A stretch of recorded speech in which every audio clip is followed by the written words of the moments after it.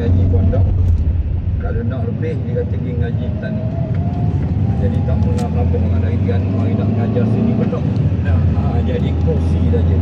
Ada pun lebih tahu tu. 5 kilometers. Turn right. Dah. Sebab ada orang Malaysia ni dia anggap orang tani ni dia lebih ilmu alam. Kalau orang Indonesia ni pondok dia lebih ilmu pondok. Dia di Malaysia dia jual sekering je. Minhat apa? Nampak tak? Kita sini jual ikan ada apa alfiah minum malik. Dah, itu lebih orang hebat. Dah. Jadi kita bukan nak bagi ngajar kita. Cuma kongsi. Suruh ramai banyak boleh. Soalan pertama. Apa orang tak pergi takbir raya? Orang yang tak pergi takbir raya apa hukum? Sebelum nak tahu hukum takbir, apa hukum takbir raya? Hukum takbir raya ni sunat. Apa makna sunat? Ma yusabu fa'iluhu ala yu'aqabu tariku.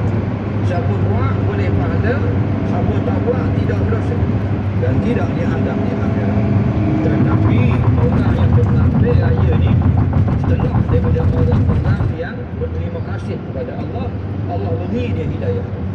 Dalam kitab kita pertama sedikit saja takbir raya begini saja. Allahu Akbar, Allahu Akbar, Allahu Akbar. Kita tak sakit tengok ada takbir lah macam mana. Apa ada? Bertakbir Allah, ada mahadakum.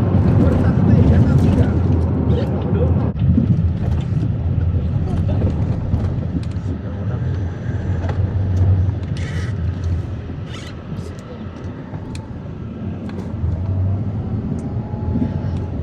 Berhenti. Yang first. Stop.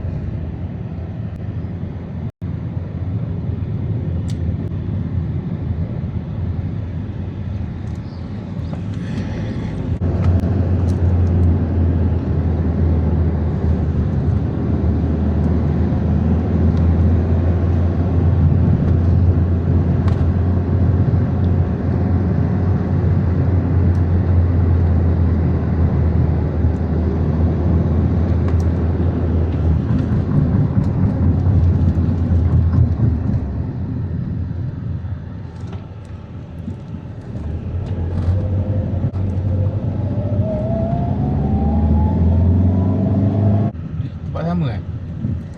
Blok air sama. Tapi kawasan sama lah. Ni kawasan ni. Asrama kat sini je. Asrama lelaki belah mana? Tu belakang.